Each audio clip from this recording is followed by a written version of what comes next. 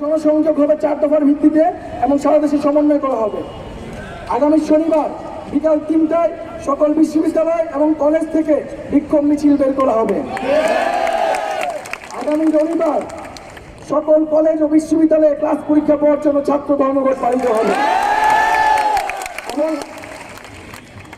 এবং আগামী শনিবার বিক্ষোভ মিছিলের পরবর্তী সময়ে আমরা রবিবারের আমাদের মাঠের কর্মসূচি ঘোষণা করব এবং আজকে সারা দেশে যারা বিভিন্ন স্থানে স্বতঃস্ফূর্তভাবে আন্দোলন গড়ে তুলেছেন তাদের সবাইকে ধন্যবাদ জানাচ্ছি এবং আজকে আমাদের এই শাহবাগে ঢাকা বিশ্ববিদ্যালয়ের বিভিন্ন হল সহ ছাত্ররা সহ ঢাকা শহরের বিভিন্ন প্রতিষ্ঠান থেকে যারা জড়ো হয়েছেন তাদেরকে ধন্যবাদ জানাচ্ছি, সাংবাদিক ভাই বোনদের ধন্যবাদ জানাচ্ছি এবং আমাদের পুলিশ ভাই বোনকে ধন্যবাদ জানাচ্ছি আমাদের সাথে সহযোগিতা করার জন্য।